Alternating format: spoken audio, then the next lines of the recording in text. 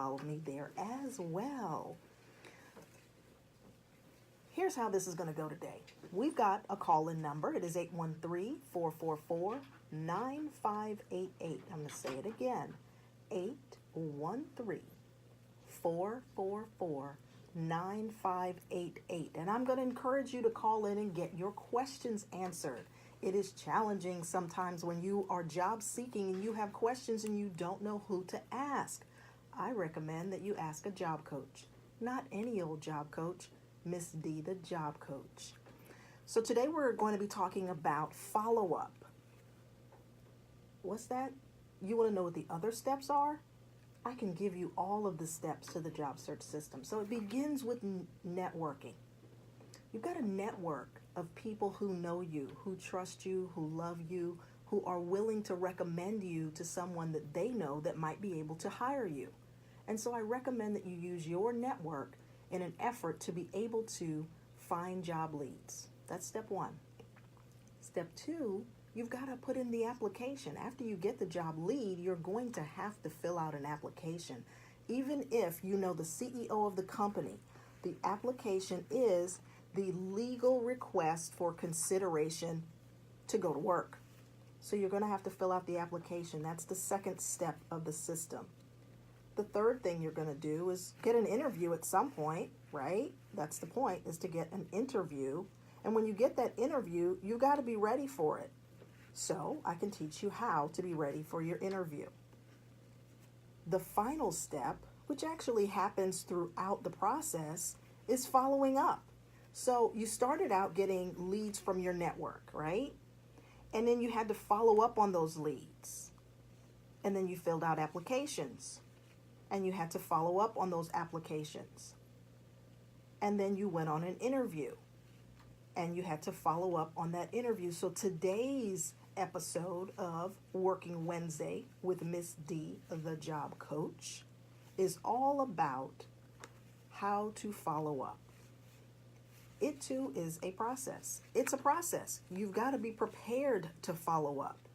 You've got to have certain information. If somebody gives you a job lead, you need to have written down the name, phone number, email address of the person that they're connecting you to or the company that they're connecting you to. So you've got to prepare. You've got to have all the information with you available so that you can do your follow-up.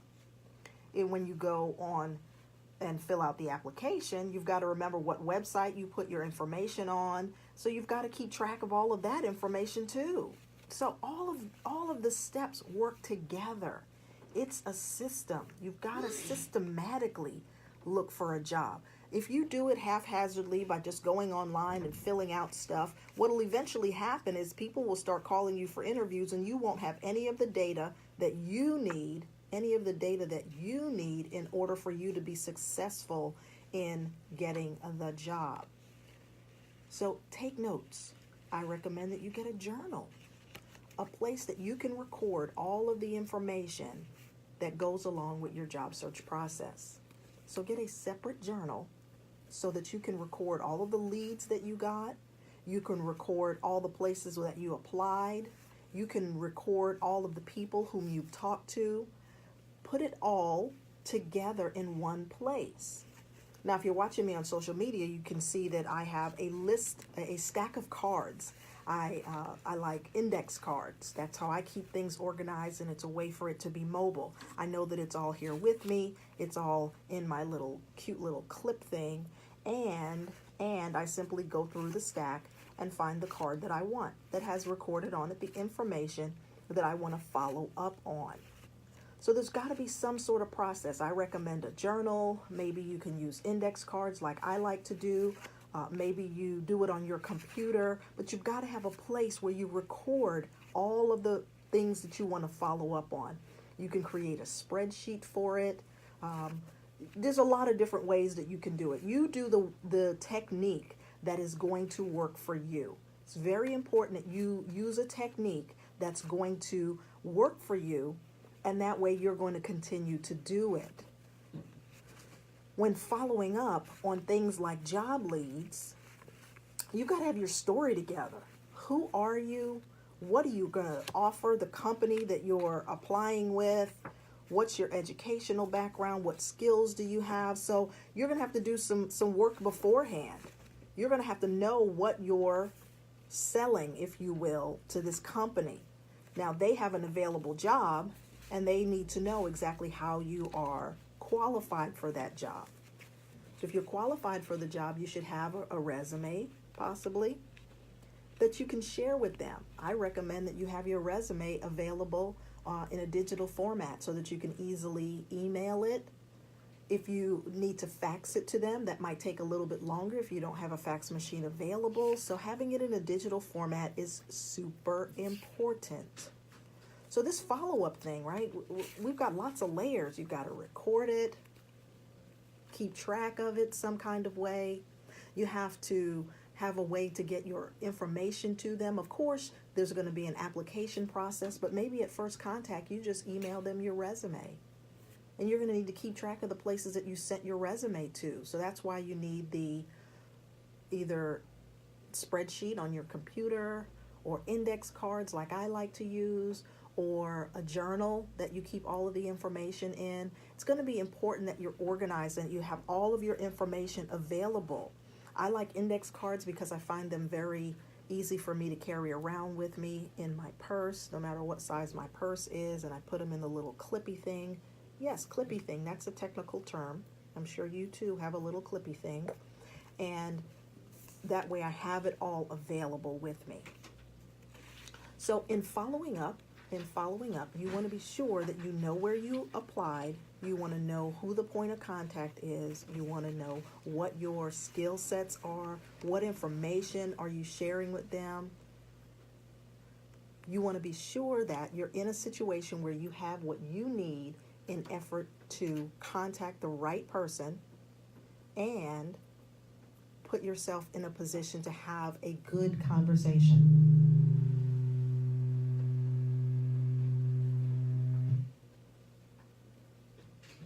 This is the emergency broadcast system.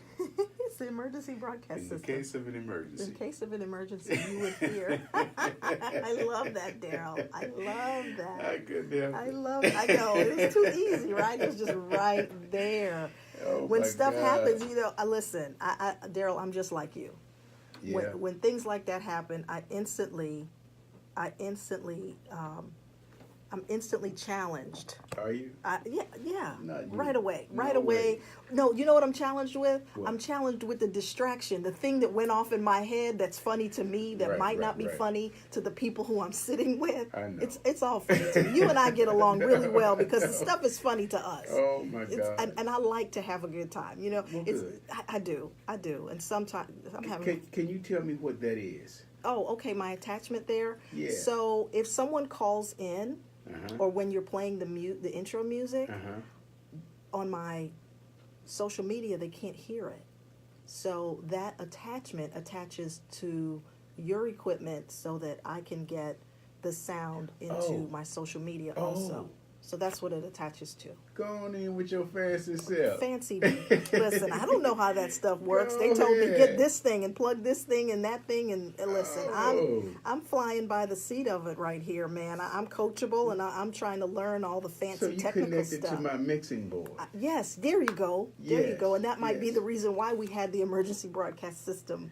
It's something situation. new. Yes, something new, and okay. so we're we're working through it. We're Right, working right, through right. it. We're a work in progress. Did they tell you that this thing automatically deducts from your account $50 a minute, and it goes directly to my account?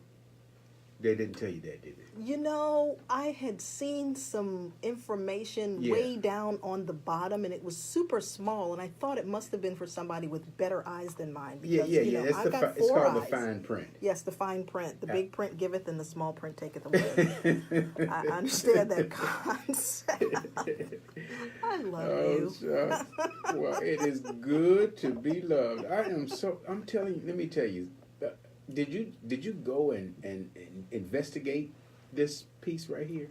I was given an instruction by somebody that knew more than me. I heard that, and you listened. I did. I'm coachable. I'm totally Yes. coachable. It's important in life. if you is. want to be successful and to be able to be coachable. I don't always know where all the parts go. And if you know me really well, I know the things that I know, and I know them very well. And other things I leave up to experts of those things. Okay. I believe in collaboration. Some people think that I'm very smart, and I agree. I am very smart, and I'm extremely resourceful. Wow. Okay. That's a good way to identify yourself.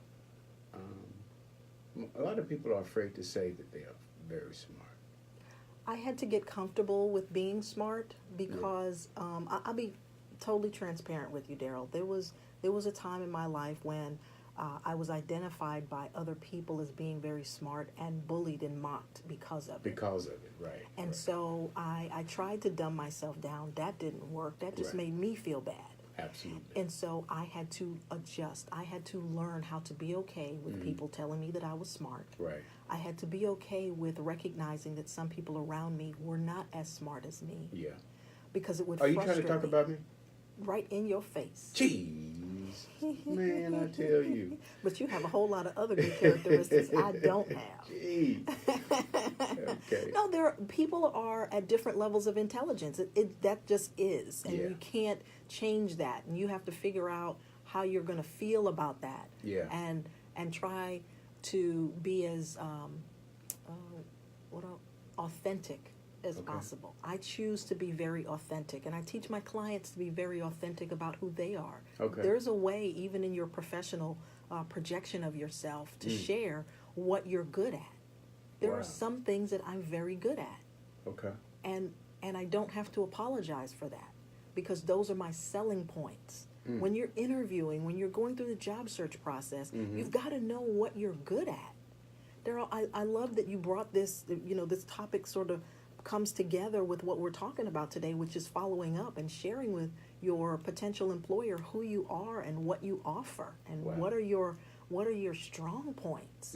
And I teach my clients to share their strengths. Listen, we all have opportunities. We all have areas that we want to improve in. We all have things that we would like to do better going forward. But the reality is today I have these things, and these are the reasons why you should hire me, and I can learn the other stuff that I need to learn. Okay. Well, my daughter, my middle girl, Dr. Tamina Jeffers. I have to get accustomed to saying that name. Jeffers. You're working on that. I'm working on that. I saw you swallow real big. I did swallow big. I swallowed small. Small. Okay. Okay. But yes, she had an interview most recently. That's wonderful. So when I hear her talking about it, she's one that does not like saying how smart she is. Yes. So I've told her how she has to embrace being Dr. Jeffers. Yes. You didn't do all that to shy away from your successes and your achievements. I just think it's vitally, vitally important that, just like you said, people should be able to stand on who they are and what they're good at. Right. Because that's what a potential employer is looking for. They're looking for who are you, what makes you stand out, why should I pay you what I intend to pay the person who fills this position? Why should I pay you that? Right. There are a lot of people out there who have formal educations, and they may not yet have the skill sets that they need. Practical right? experience, They've been through the books, and they know the theory of getting it done. Right. And at some point they need to also get the experience. But if the strength that they have today is their book knowledge, they need to be able to explain the book knowledge that they have and how it's relevant to the job, not just that they have X, Y, and Z degree. Right. But what do you learn in that degree? Okay. What did you excel at? Some of your classes you did really, really well at. You should be able to talk about that. And I recommend to students that they try to get some sort of internship or mentorship with somebody in their educational journey so that they can share that as being a strength.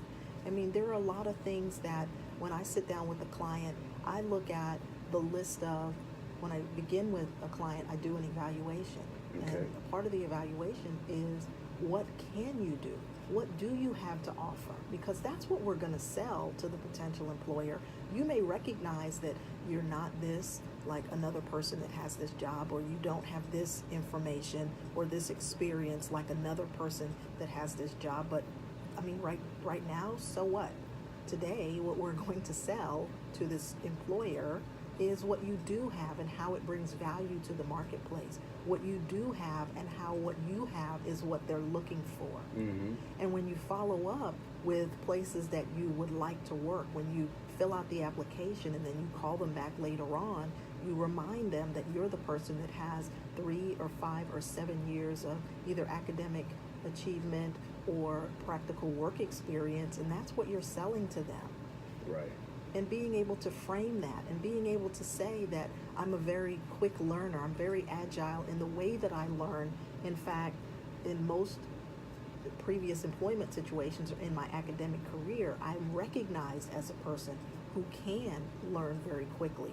You know, you said to me, you asked me about the apparatus, and I had to remind you that I really don't know how it works, but Right. I'm coachable, right? Absolutely. So I was very transparent in that. I didn't want to stand here and behave as though I did know something that I didn't know. And that's really, really important, being transparent as we move through the process. Okay. And I take cues very, very well. Yes. You One do. thing that I love is that you bring me that music and you bring it up nice and slow, and you remind me that it's Working Wednesday, and this is Working Wednesday with Miss D, the job coach, who'll be right back.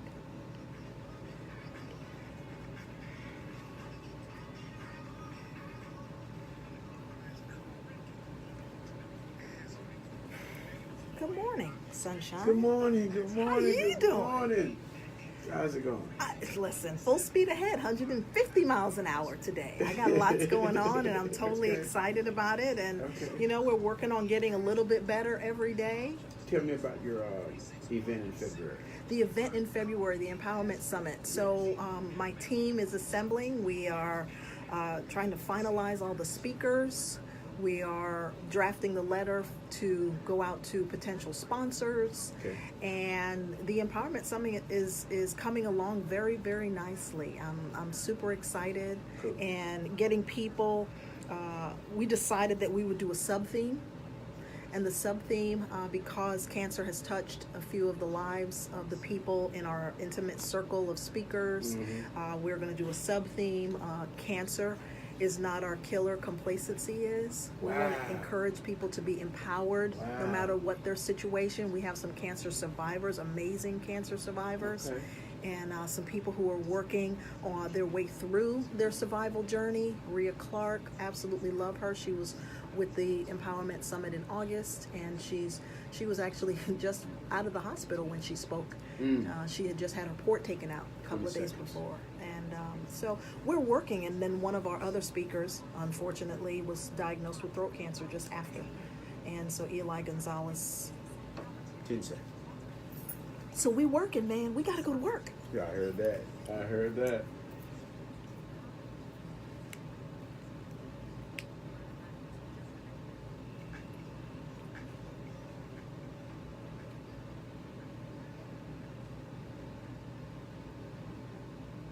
It is Working Wednesday. I'm Margaret DeBellotte, Miss D, the job coach, and we got to go to work. We do. Yeah, listen, we got work to do. We're just out of our political cycle, and lots of exciting things going on there. People are taking on their new roles, and people in Florida are still trying to figure out what their roles are. And we know that we've got to go to work. No matter who's sitting in the big offices, we know that out here in the real world, we are going to work. And as Miss D, the job coach, it is my job. Yes, it is my job to give you the information that you need in an effort for you to be successful at getting to work. On Working Wednesday, we take calls at 813-444-9588. Welcome, welcome, welcome. Our topic today is follow-up. So, Daryl, I was talking about following up and having your story together, having your information ready, having it organized, whether you use index cards or a journal or a spreadsheet in your computer. You need to know the places that you are going to follow up on. You need to know the places that you've applied. You need to know who you're calling when you call to follow up. Too often, people don't follow up simply because they didn't take good notes. They didn't write down the name of the person. They know the company, but now they're scared because they don't remember the name of the person. So you've got to do some work. You've got to do some work. You've got to get organized with it and have all the contact information. Now, that's getting the lead and then going in and doing the application. And a way to follow up on your applications is to walk into the place of business, if you can. Walk into the place of business after you've done the online application with your resume in hand, dressed for an interview, and ask to speak to the person responsible for hiring for the job you want. I heard that. So when you walk in, you're going to have the gatekeeper, right? There's going to be a receptionist or a person there that's going to try to keep you away from that hiring manager. Absolutely. And you've got to be ready for that. You've got to be ready to be nice to them. Okay. You've got to ready to smile at them Okay. and let them know who you are and why you're there. So how do you do that? So when I walk in, I simply say, "Hi, my name is Margaret DeBellotte Torres. I recently went online and applied for whatever the position is. Okay. And I wanted simply to follow up on my application today. Is Jack available?" Okay. And then wait. Wait and see what the gatekeeper, what the receptionist, what the assistant says, what the security guard says. Jack who? If that's their response, Jack who? Jack who? Well, Jack is the person who I understand is hiring for this position. Is he not in today? Okay. So you engage in a dialogue. Maybe I have the wrong name. Okay. Maybe it was actually Denise that's hiring. And so now I have an opportunity to get that information if they are forthcoming in the conversation. Right. And if they're not available or I get the brush off, that's fine because I have my resume in my hand and I'm going to be very gracious and I'm going to thank that individual that engaged me and threw me out so nicely and simply say, "Would it be okay with you if I left my resume for Denise?" And if they can take it, they'll take it.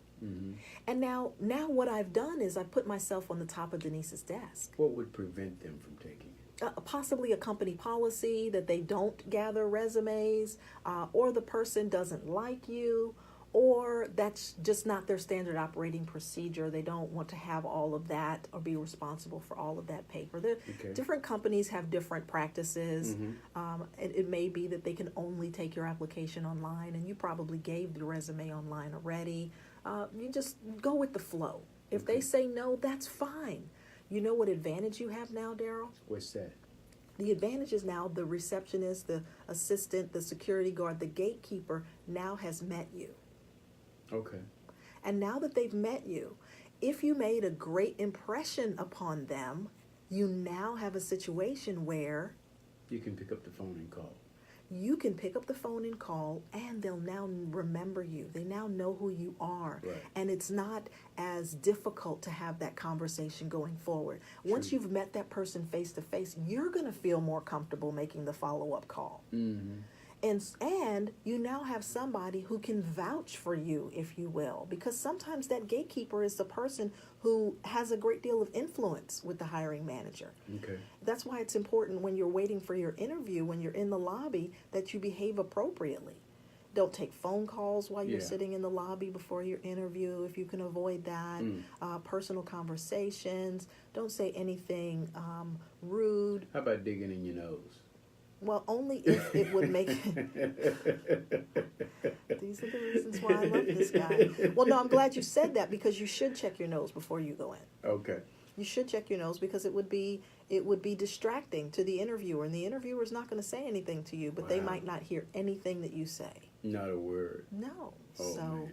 You know, I do the social media stuff. So it keeps going around in their head. How do I tell them that they got Yeah, you know, how something do I in their tell them that nose. they should wipe their face? How do I tell them that, you know, and some people are comfortable with doing it and they'll just tell you, and some Yeah. people will just let it happen. Yeah. And then they may have conversations about it, or that might be the only thing they remember from the interaction with you. Wow. Listen, you can't expect everybody to be mature. No. You can't. I mean, we just had a public service announcement. You can't expect everybody to behave maturely It in every was an situation. emergency broadcast. Oh, that's what it was. Yes. That's what it was. This is an emergency. You know, Yes. it's funny. It's really funny because I made a decision when I started job coaching full time that I was not going to be the stuffed shirt that I was often accused of being when I worked in corporate America. I had people in my work environment. I was in HR, and I had people in the work environment that would say things to me like, "I didn't think you were any fun outside of work." Wow. Because they saw me in a suit every day, and you know, I was business. Would you go back to corporate? I can't answer that question. Yeah, long pause, right? Long pause. No, listen, I never say never. Okay. I never say never, because if I have an opportunity and I think it's a good opportunity for me, I'll take it. You know, I'm a bit of an opportunist. Okay. A bit. That's how I have such a robust resume and great experiences, because you do what makes sense at the moment. Okay. If it's part of your long-term plan. I mean, my intention is to kind of go to a somewhat corporate environment, because I intend to teach at the collegiate level after I have my PhD. So that's a bit of a... You said PhD. Mm-hmm. You working on your PhD? I am not working currently on my PhD. I'm working on my master's, and from when I achieve my master's, I will go through and get my PhD as well. Really? Yeah, working on it, baby. Working on it. A doctor of? Well, let me finish the master's degree in human resources with a focus on organizational development, and then Okay. I will make the decision as to what the PhD will be in. Really? Yeah. Yeah. Okay. I have a lot of information in my head, and I don't believe that it's there just to take up space and make me interesting at cocktail parties. Really? So my intention is to share the information that I have, to give others the opportunity to benefit from the stuff that I've experienced. Stuff. It's lots of useful information. Useful Okay. information. People ask me things a lot. I started to develop something called Ask Margaret, because people ask me questions a lot, and they want, because they know that I know a lot of stuff. I'm a nerd. I read a lot of stuff. I know a lot of things about a lot of things just because I like to know stuff. And Stuff. stuff. Stuff. And real technical terms I'm using today. No, it's good. It's good. Stuff is good. Lots of information about different things. Someone said to me when I told them that I also do business consulting, they said, "Well, what kind of business consulting?" And I said, "Well, there are some fundamentals in business that have to be taught no matter what the business. So I stick to the fundamentals." And they tried to engage me in this extensive conversation about what I am and what I know. And I said, you know, it's interesting because you don't know me, nor do you know what I actually do. The people that do work with me find value in what I do, and that's what I'm going to go with. Okay. You know, the businesses that I help, nonprofit organizations that I help, they find me valuable. And so I continue to work on that. I rotate on that axis. Go on in with your bad self. Every now and then a good word's going to come up. That's going to overshadow stuff. Okay. Okay. If you'd like to join in this spirited conversation today, please feel free to call in 813-444-9588. Daryl and I talk about a lot of different things because we're both entrepreneurs Absolutely. who both have backgrounds in corporate America. Yes, we do.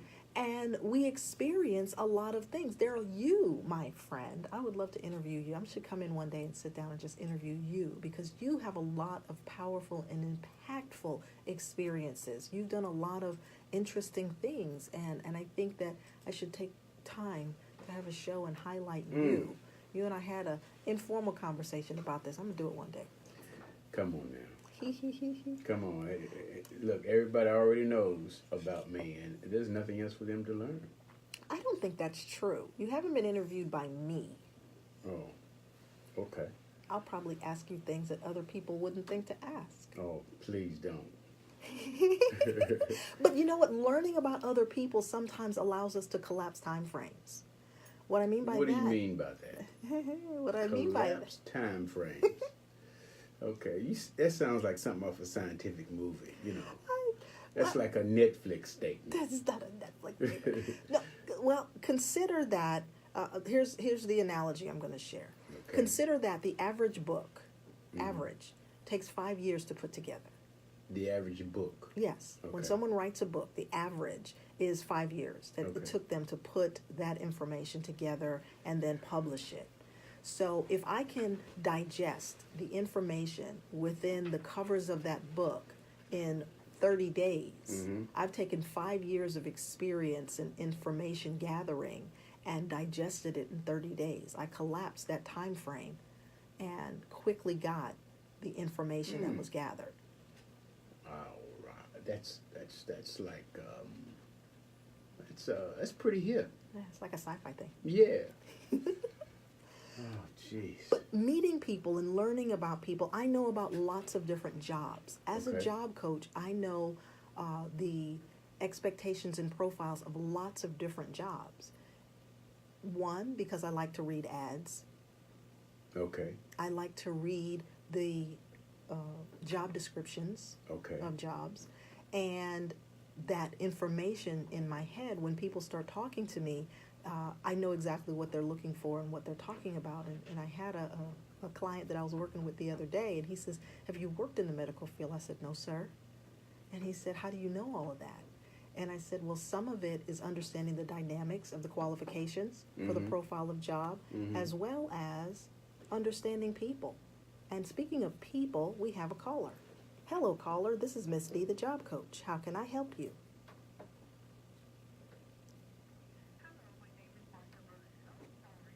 Hi, Martha. How are you today?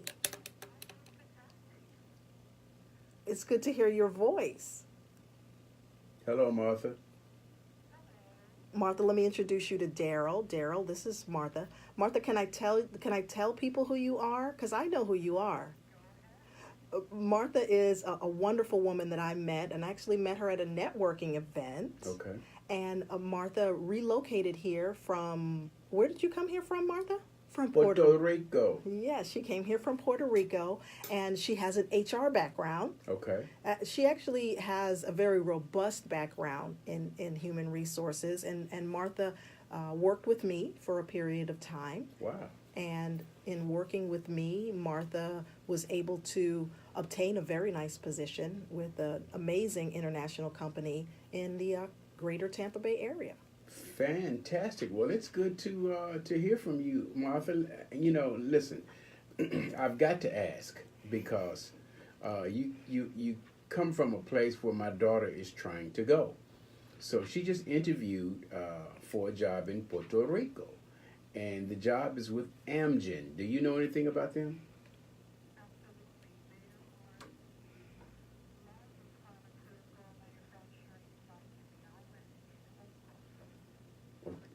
Okay. Is it a good job to have?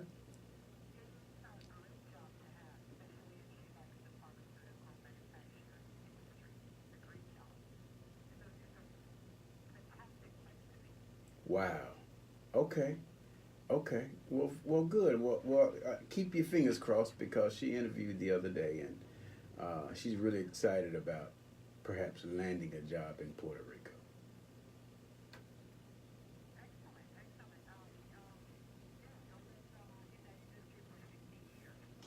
Okay.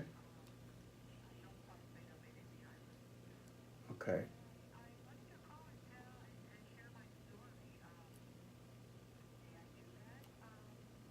Absolutely, I'd love that.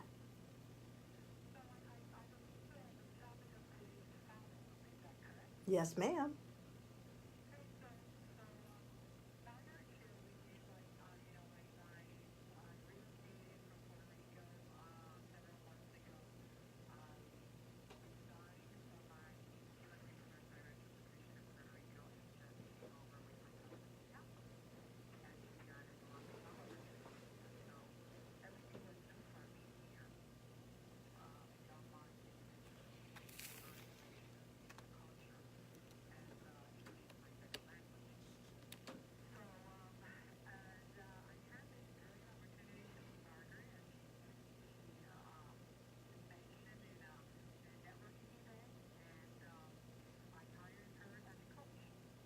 Wow.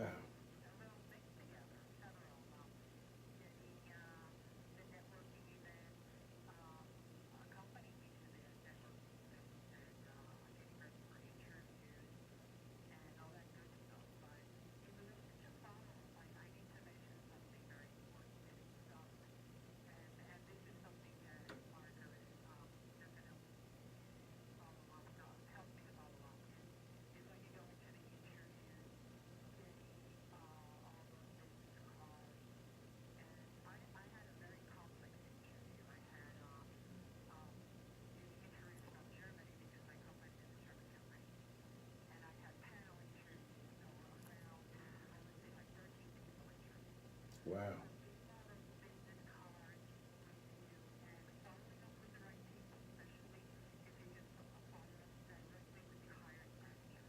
Okay.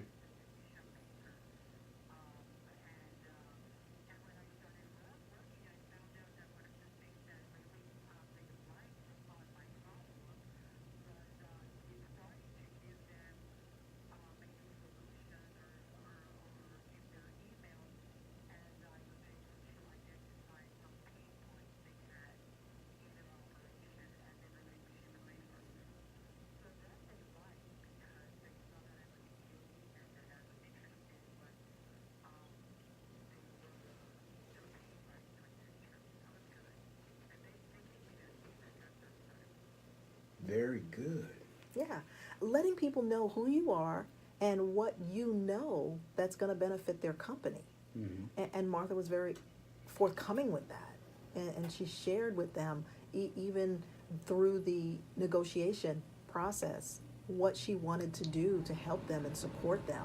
Because that's what they're hiring for. When you think about what they're trying to accomplish, they're trying to hire someone to meet a need. Hmm. And it's more than just that she had the skills and the qualifications on a piece of paper, but her ability to have a robust conversation and to be able in email to build the relationship and build the confidence that she was the right person as she was going through the process. So I applaud her, because it's one thing for me to make the recommendation or the suggestion or help the client to prepare for that, but then for them to follow through and actually do it. Hmm. So it's a process, and it is truly a partnership and a relationship, and it's about building those relationships that's going to get you to that position that you really, really want. So I've got to ask, Martha, when you came over here, had you heard of a job coach? Were you looking for a job coach? Was that something that you had even envisioned?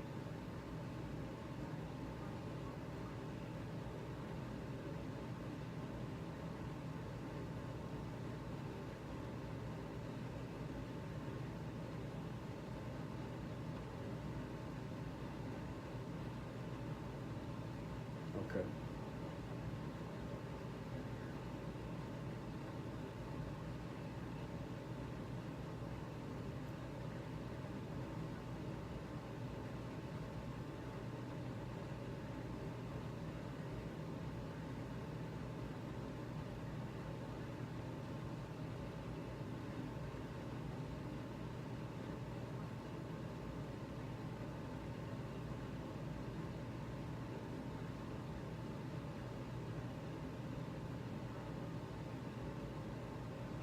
Mm-hmm.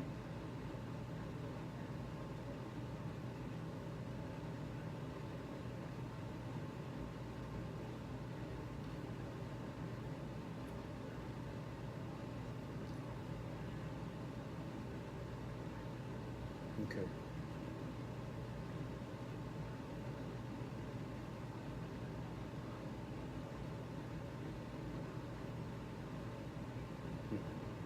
Mm-hmm. So how long from the time that you decided that she was going to be your coach to the time that you actually secured the job? Okay. Okay. Oh, very good. Very good. I'm so glad you cut.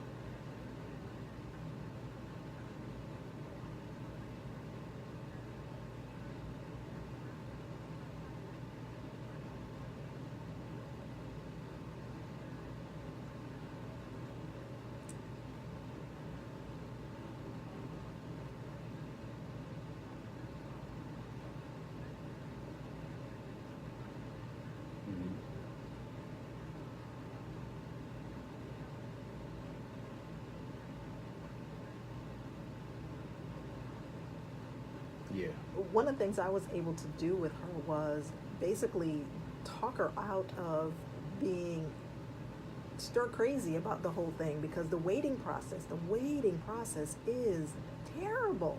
It's a terrible thing, and you start to tear yourself apart and think that you didn't do something right, or you start to make up stories in your own head about what's going on the other end. And we were able to have those conversations, and even coaches need coaches. I hope that's what everybody walks away with from this conversation. Yes. Is that even coaches need coaches. Marta, thank you so much for calling in today. We are wonderful. Thank you so much for joining us. This is Working Wednesday. I'm Miss D, the job coach, and we'll be right back.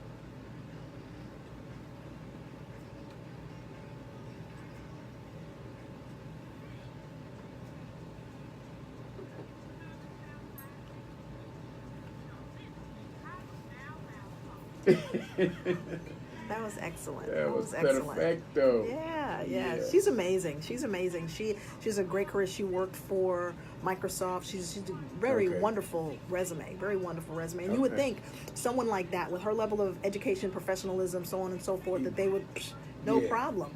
But no. The process of looking for work is the same. The feelings you have, the insecurities you have, no matter who you are. No matter who you are. You know, people say to me all the time, oh, I know how to do it. Okay, well, go do it and let me know how it turns out. Because it's the little things. It's the little nuances. It was the idea that she had backup.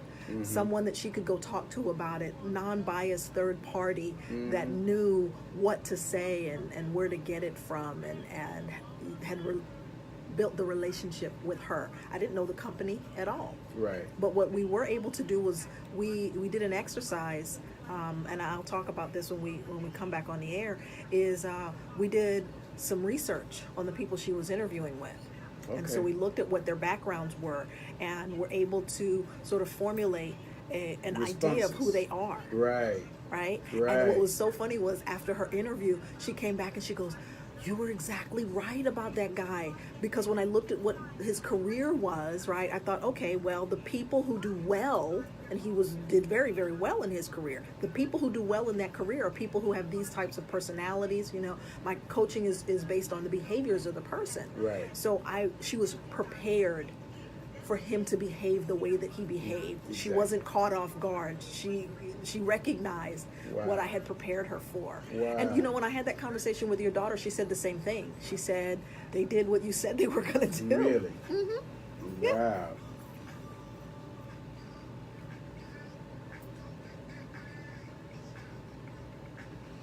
It is Working Wednesday, y'all. I am Margaret DeBellotte, Miss D, the job coach, and it is Working Wednesday. Today we are talking about what you need to do to follow up so you can get that job. Get that job. If you'd like to call in, 813-444-9588 is the number to use. I love it when people call in, because it's one thing for me to tell you how great I am, Daryl, and it's one thing for you to tell me how great I am. But when you hear it from somebody who has worked with me directly, and the things that they say worked really, really well for them. When we were off the air, I was sharing with you that one of the things that she and I were able to do was do some research before she went in the interview. We went on LinkedIn and looked at the profiles of some of the people she was going to be interviewed by, and I helped her to sort of think about who they were and what their objectives are in filling the position, because I understand why you fill a particular position. And when she followed up with me after the interview, she said, you were exactly right. That's exactly what they were looking for. And so she was very well prepared. That's good. And that's what coaching is all about, is helping the individual to be prepared so that they can focus on what they need to focus on projecting and sharing so that they can get the job. That's the whole point. Yeah. Well, you know, I got my fingers crossed on this job for my daughter. One, because she has... even though Puerto Rico is our 51st day, or 50th, somewhere in there, it's still for us foreign. It shouldn't be, but it is. And so she gets this feeling like, oh, Daddy, I'm getting ready to go work into another country. Well, yeah, but you're actually going to, United States. Still the United States. Well, their status as a territory of the United States, a territory of the United States is somewhat complex Yeah. for us here in the States, as they refer to us. However, I don't think some people realize or even recognize that if you took the United States and picked it up and laid it anywhere else in the world, each of our states would be different countries. Yeah. Yes. Okay? Yeah. And so if you look at it from that perspective, each state has their own culture. Each state operates by its independent. I mean, it's part of the Yeah. republic and all of that, Yeah. but each place has its own culture is what my point is. Mm-hmm. And even though we're all together, including Puerto Rico, Yes. regardless of what 45 says, including Puerto Rico, Yes. including Puerto Rico, the culture there is different. The way people operate, the way people move. I mean, I'm from the North. I'm a New Yorker, Mm-hmm. and although I've lived all over the United States, living below the Mason-Dixon line is a different experience than living above the Mason-Dixon line. No you know, doubt. and I'm not going to get into a robust conversation about The why it is South. that way.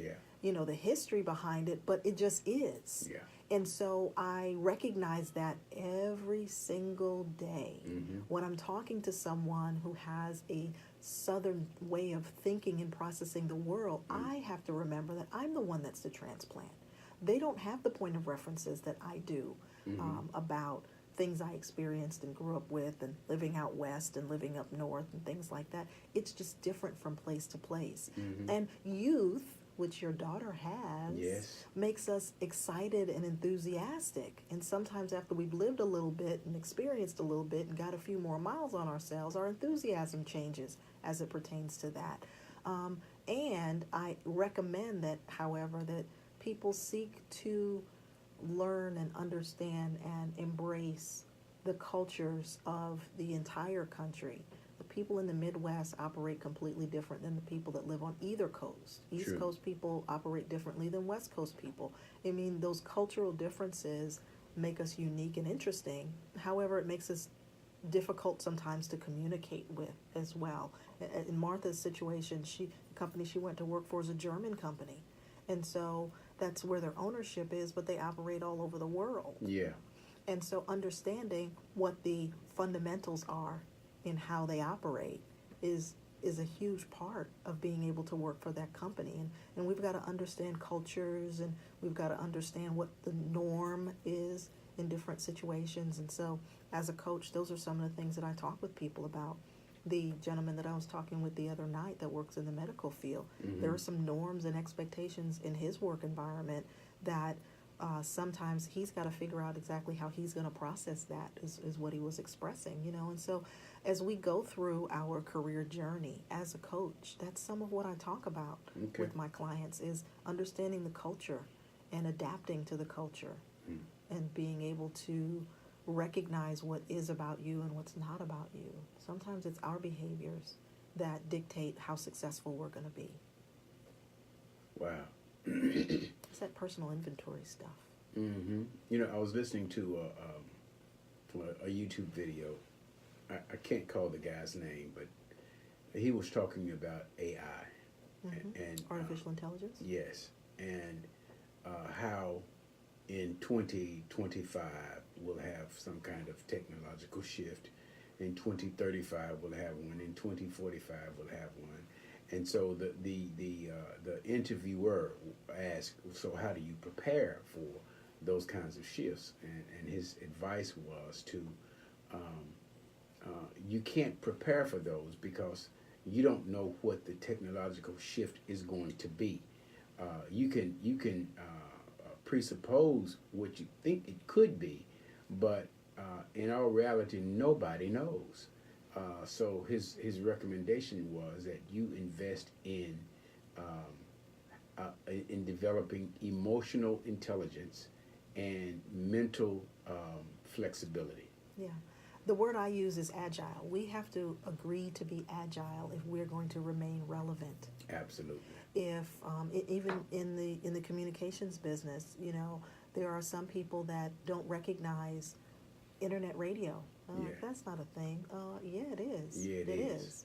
And you have a podcast. No, it's a 24-hour internet station that's Right. available. It's different. And so helping people to understand these shifts, Yeah. these interruptions, if you will, that if you don't understand them, or if you're not at least emotionally intelligent enough to recognize what you do and do not know, and respectful enough to find out, Yes.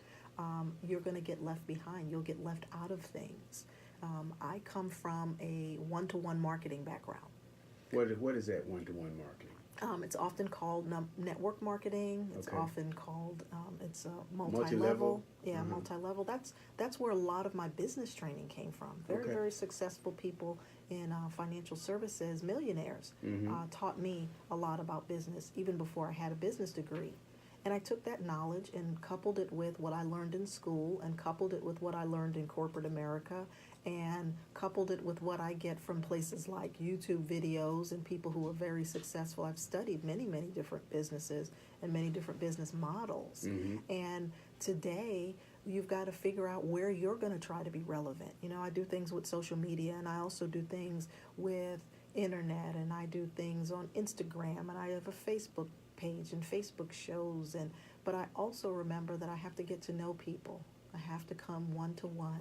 Getting to know you. See, that's the thing. Getting to know all about you.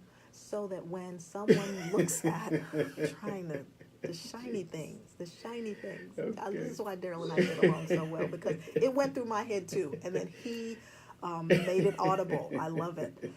The idea, though, that in business, yes, you have to do the social media, and yes, you have to do all that other stuff, but you also have to build relationships with people that will be supportive of all the things that you're doing.